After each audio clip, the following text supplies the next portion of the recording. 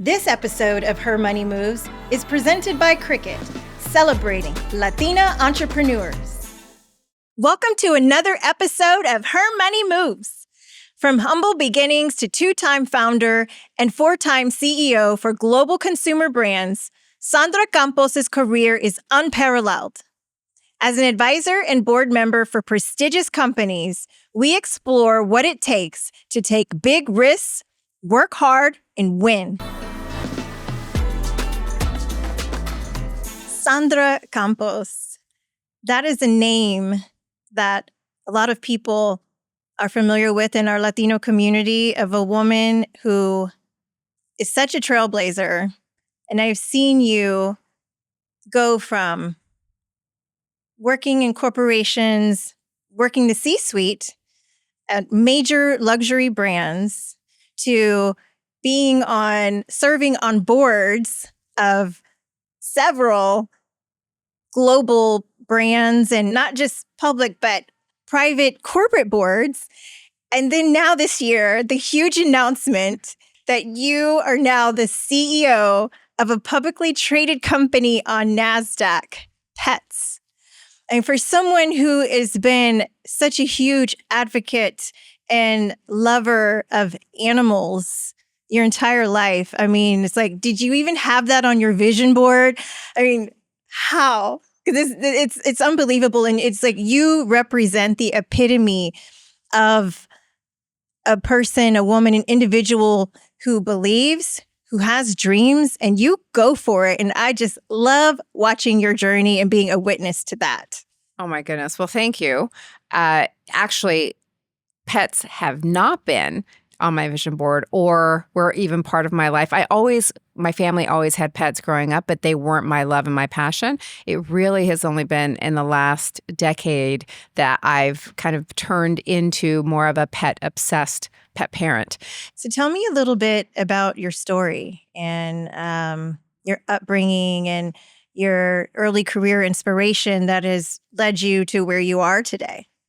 Well, it really, I have to say, everything goes back to my family, as it does for many of us, in terms of what I learned from my parents and what I experienced growing up, which essentially my parents are immigrants. I'm first generation. They're both from Mexico. My father from Zacatecas, my mother from DF, from the city.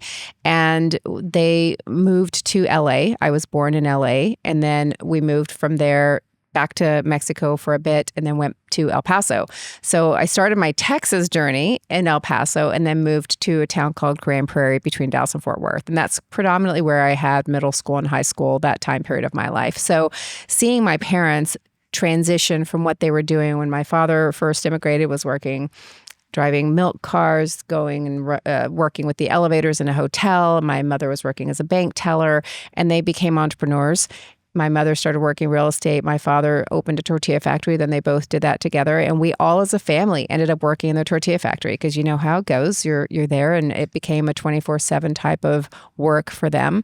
And if they didn't have employees show up, they would come get us out of school. And so by the time I was 10 years old, I was working. So I've been working for a very long time.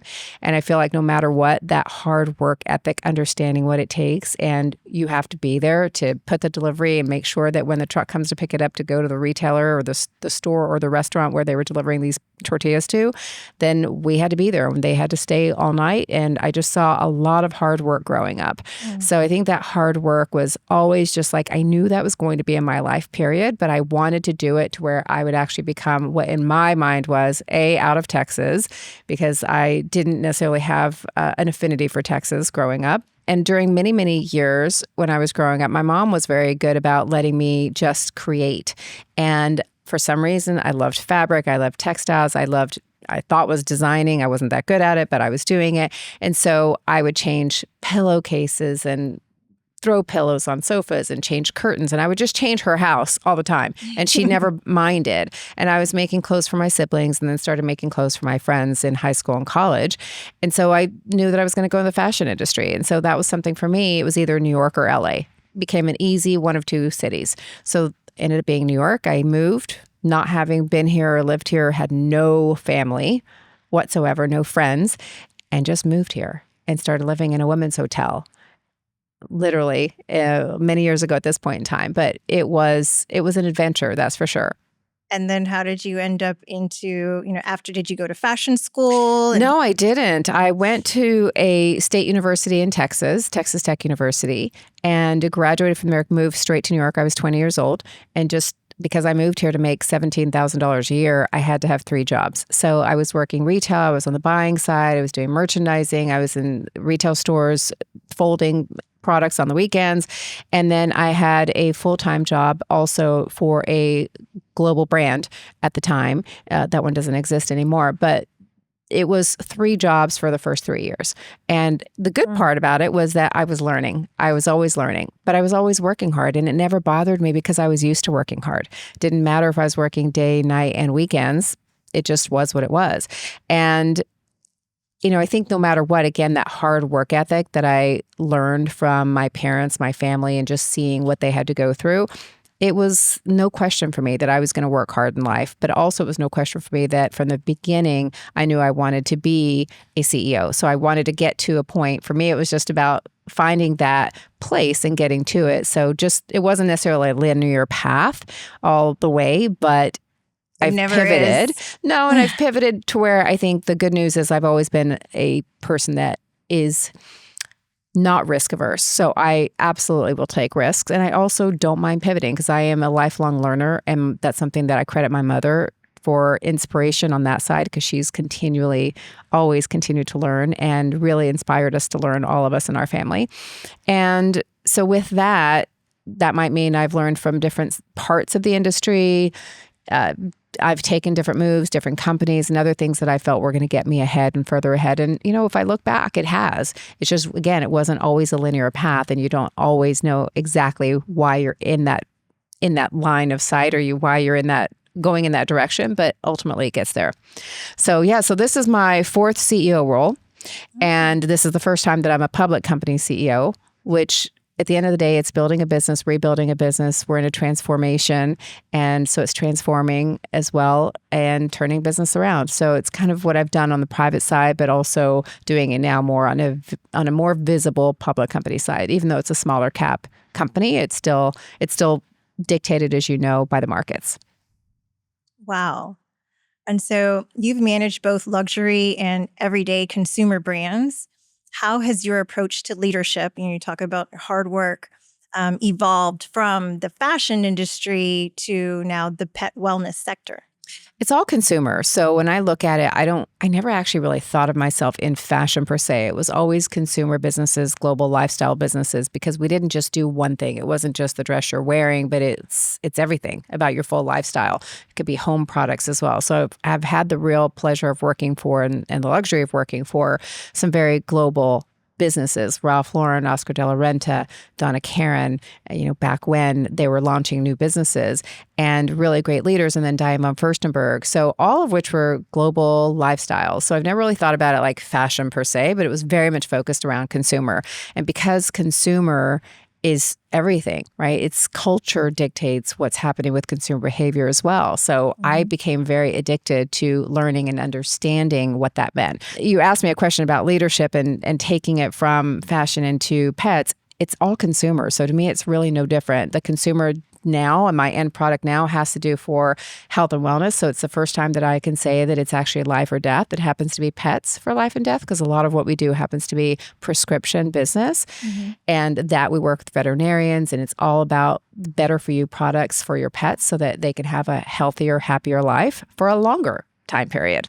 So all of that is really a little bit more unique, but in general, it's consumer and consumer behavior. So the way we present ourselves online, the way we presented ourselves on social media, the messaging, the collaboration, the companies we partner with, all of that still is about building relevance and creating something that people aspire to have.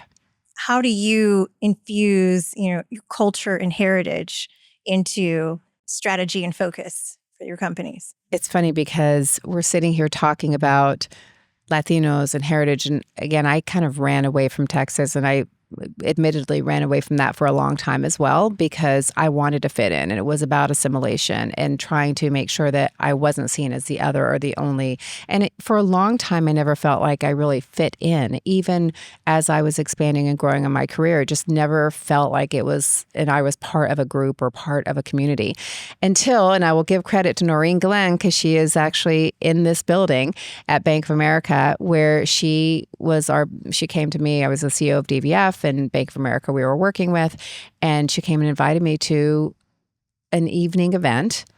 And I begrudgingly, although I'm super glad about it now, but at the time I was doing a lot of events and staying late a lot of times, and I had 3 kids I was raising.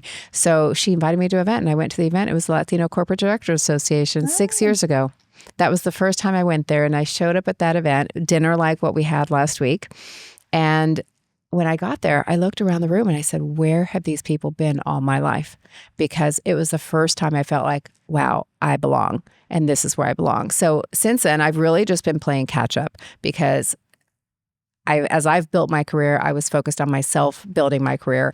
And while, yes, of course, I always try to help people, I'm doing a lot more of that now, because I feel like I'm trying to play catch up within what I believe will be helpful and beneficial, whether it's to entrepreneurs, whether it's to people that are early in their careers that need more of the either mentorship or just the doors being open. Because that's oftentimes, it's really about doors being open and really allowing your network to be available for others. So that's what I'm doing. And I'm doing it for Latinas, Latinos. I'm doing it for non-Latinos, Latinas. It's really about helping to take what I've spent so much time building, a network, a reputation, businesses, and being able to help others to be able to accelerate their journey so that they don't have to potentially make a lot of the mistakes that I've made. So is that where the Latina Disruptors was born? Latina Disruptors was born because I kept seeing, I'll tell you one thing. So I'll go back to DVF as an example. We were very focused on women in charge. That was our mantra. Diane has been doing that her entire career, her entire life, focused on other women and elevating them. And we were creating a lot of events around this women in charge movement. And so the first time that I had an event as the CEO of that business, I invited Latinas because there weren't any on the invite list. So I went out, and some of them I didn't know, had never known, and many of them you know, but I went out and I invited a handful of Latinas to make sure that there were more Latinas in the room, because I wanted to say, here's the door open now beyond what we see today, beyond the individuals that are part of this list. I wanted to bring more in. So that's kind of when I started seeing that we needed to have more opportunity. We needed to have more access for Latinas. And as I continued to go down that path, I brought in somebody to do one part of the business who was Latina, who's actually continued to really thrive and do phenomenally well with her own business. And I kept seeing others that were doing well, but yet no one was talking about them. They weren't on covers of magazines. And they also were having a hard time raising capital. And so I thought, why are we not putting these 3 together? The entrepreneurs, mentors, the investors, and the media all in the same room to really talk and share stories to, again, open the doors, provide the network. If we have those networks, one thing leads to another. And I'm a firm believer that every door that opens, take advantage, walk through it, and something will come of it. Or whether dance it's today or dance through it. Whether it's happening today, it'll happen eventually. And I've seen that over the last, since we started this in 2022, early 22, I think that's when it was. We've had 31 different Latinas that we have featured and honored because of their disruption in industries. Some of these women have done things that are really phenomenal in terms of the scale of their business, or they've been able to access capital differently, and the stories end up being the same. And for a while I thought, am I doing a disservice by calling this Latina Disruptors? Because they're entrepreneurs first. They're women second, they're Latinas third, right? It's not that they're not amazing entrepreneurs, because they are. So I felt like for a minute I thought, I might be doing a disservice by labeling it this. And then at one of the events that we had actually in New York with NASDAQ, I asked the women that we were featuring, and they all said, no, we are proud to be Latinas. We need to make sure that we're speaking about this. And so I said, okay, well, there you go. I'm asking them, and that's what they're coming back to. And it ends up being a lot of very similar stories that we hear. Hard work, growing up, trying to assimilate, having some stories are coming out that, I never told anyone I was Latina. No one ever knew because I might be lighter skinned or I might have a name that doesn't sound very Latino.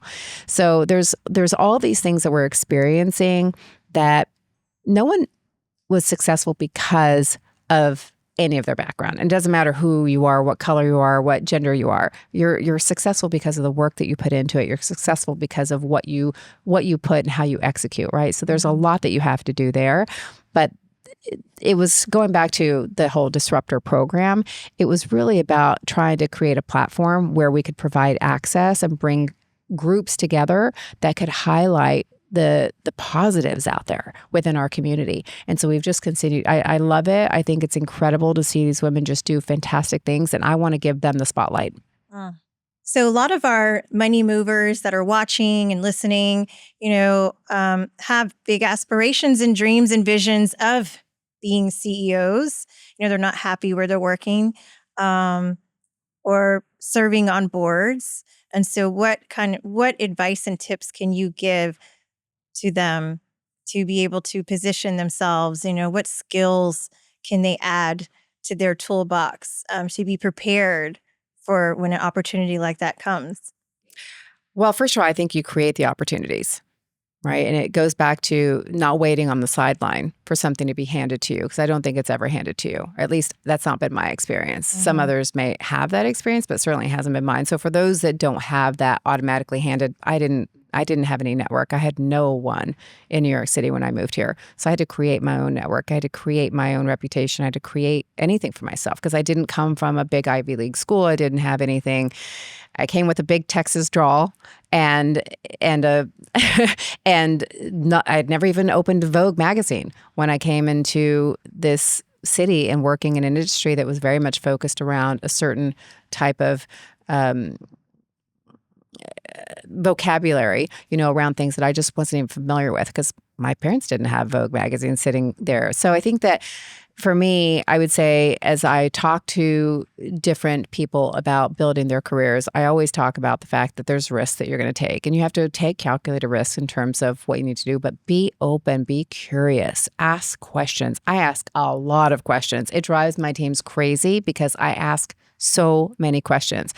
But if I don't ask the question, then I don't know deeply. And one of the things that I always felt was really important was I needed to know every part of a business in order to lead every part of a business. So as an entrepreneur, I was able to be customer service. I was able to be PR. I was able to do things that I wasn't necessarily doing on the corporate side because I had bypassed some of those things. But even on the corporate side, if you're working at a checkout as a cashier, that's okay because you're going to know what that means when you're actually leading a business one day.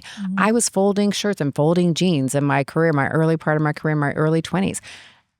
It wasn't necessarily that I thought or anybody thought at that point in time that she'd be a CEO, but that's okay because I now know what it takes to do all those things. So I think it's really, you have to build these skills, understand a business, all the different aspects of that business. If it's supply chain, if it's freight and distribution centers. I worked in warehouses. During my summers during college, I worked in a company that was supplying metal. And I worked in the warehouse and I actually created the documents and the schedule for the truck drivers.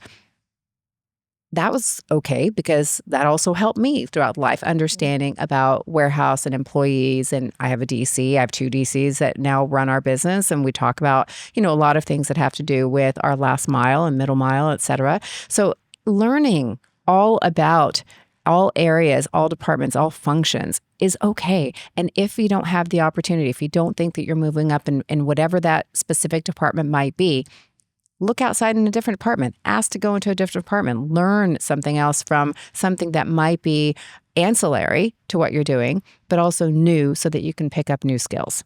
That's really great advice. Okay, so how on earth do you balance everything?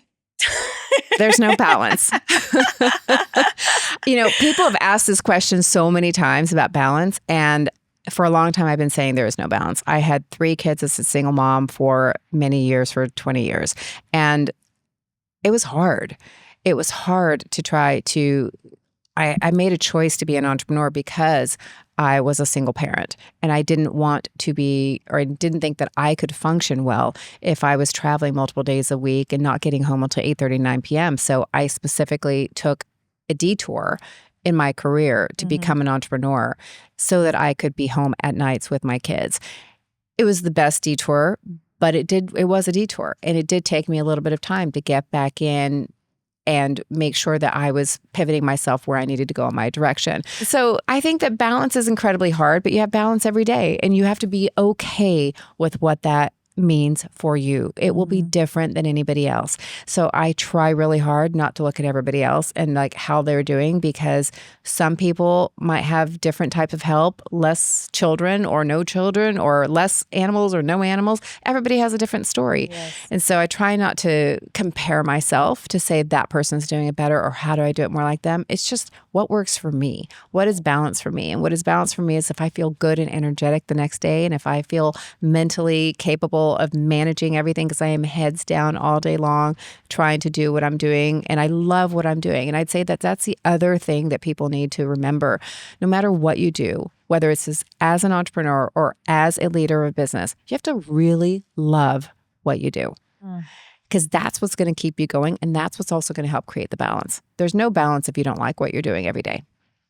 You've been in the C-suite, you were entrepreneur, and then now you're the CEO of a publicly traded company. So you have shareholders that you report to. What are the differences in those roles? Oh, well, goodness. Having spent 3 years on public company boards prior to joining the CEO, I knew enough about what the expectations were going to be. So it didn't become this big hurdle to get to knowing the difference, because I've had enough exposure in terms of what we had to do when scripts were due, earning results and scripts for those results, and then the meetings that have to take place with the investors. So there was a lot of that I was exposed to.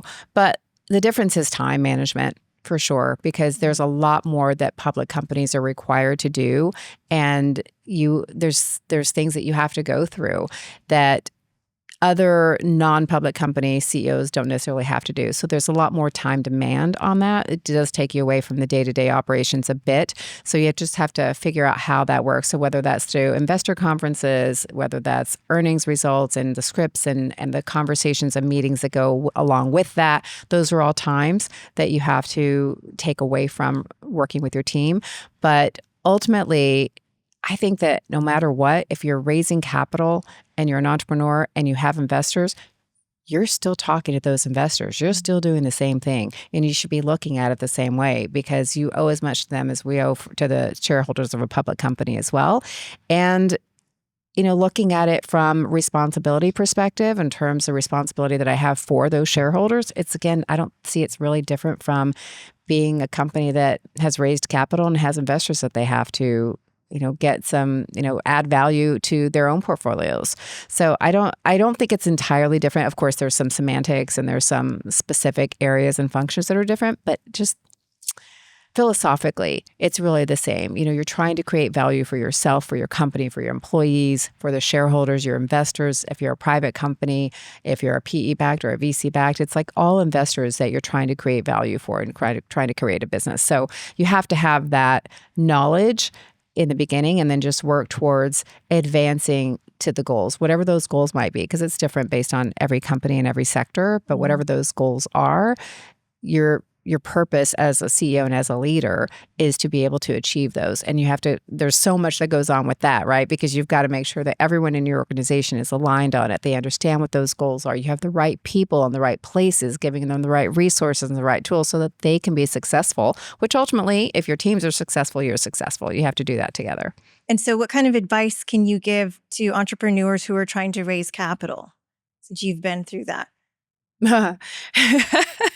It's tough, especially, I think that one, make sure that you're finding the right places to go, the right people to talk to that actually understand that business, the business that you have.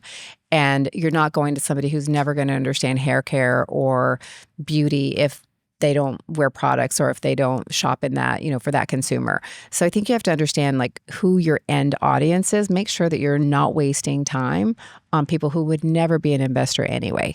So stay really focused on that path. That would be one. The second thing is like, it's okay to get no's because those no's will turn into yeses eventually. 3 is keep networking and keep in communication with those that you've even spoken to already, because the more you progress with your business, the more you're able to execute in terms of additional revenues, additional channels of distribution, whatever you're doing to grow your business and scale your business. Go back to the people you first started talking to and let them know about the progress. Just keep going in that direction. And I'd say everything is really about execution, right? There's tons of ideas all the time. There's lots of entrepreneurs out there, but how do you scale a business? How do you execute? And making sure that you're staying really focused on your goal. Yeah. So when we were in Miami and you moderated a panel with the CEO of Hermes and the CEO of this travel luxury Inspirato. And one thing that I thought was very interesting, and I actually happen to do this, my signature line, my closing signature always says dream bigger. You know, I don't say thanks and regards, kind regards. So what is Sandra's signature line? It changed after this weekend. It changed after that interview. I now say with gratitude, but I didn't before. It was really surprising, I think, to most people in that room that the CEO of Hermes, a $4 billion company, and the CEO of Inspirato was this greater than $1 billion company, I think it is. But both of those individuals write and sign their names with love. I was surprised by that. We all were. And I thought, wow, I would never think of doing that because I think people would think that's creepy or, have a lot of other reasons that they might think like, who is she? Who does she think she is with love? But I realized that, you know what? It's okay. Be authentic. Be your authentic self. And they were both humans who managed teams with love. And so it was very natural for them to say with love. So actually, I changed my signature now. Awesome. It's with gratitude because I do have a tremendous amount of gratitude. But I realized I was doing kind of the standard warm regards. And it's just a standard signature. So now I'm going to personalize it more. Love that. Love that. And so what are you dreaming bigger about next? Well, I am always and have always been the type of person that looks ahead and then works backwards. And so from a business standpoint, of course, I'm looking ahead at this business that I'm running today, saying, where do we want to be 3 and 5 years from now? And then working backwards to make sure that we put everything in place now, all the strategies to be able to get there and achieve those goals. So that's how I am in my personal life as well as my business life. So as I look at it now, I mean, I have a very direct path and a very specific goal in terms of what I want to do with the company and how we want to be able to achieve results and create value for the shareholders. So that's an important goal that we have, and we're doing that every quarter. But then, I think that there's just so much that I love about building businesses and transforming businesses and creating really exciting things that I hope that what I can do at least, is continue to open doors for people, continue to create lessons and learning opportunities where individuals who work for the company at whatever level can learn, can feel that they have empowerment to be able to make decisions and can feel that they're getting ahead in their life and that they like really being a part of what we're doing. That doesn't mean everyone is. It doesn't mean we're perfect. It doesn't mean we don't have changes that we have to make, because that happens. But in general, I'd like to make sure that we're creating a space that feels like a really great space for progress. And that means individual progress as well as group and company progress. Amazing. Well, I look forward to continuing to support you and, wishing you all the best. I already know you're killing it and you're going to continue to, and just really enjoyed learning more about your journey and the skills that it takes, and that hard work ethic that has always been there since your days of selling tortillas with your family and making tortillas to now eating them too. I still do that every day. and leading a company and leading thousands. You're incredible, Sandra. Wow. Thank you. Thank you. I appreciate it. But I think we all work really hard, and that's at the end of the day, the only people that get here are those that continue to work hard and continue to believe in themselves. And so I think that's, if anything, in terms of the takeaway and any kind of lessons, it's just believe in yourself, because I believe that we can all do anything we set our minds to. Yes. And you've proven that. I have to prove it every day. Thanks, Stacey. Thank you. This episode of Her Money Moves was presented by Cricket, celebrating Latina entrepreneurs.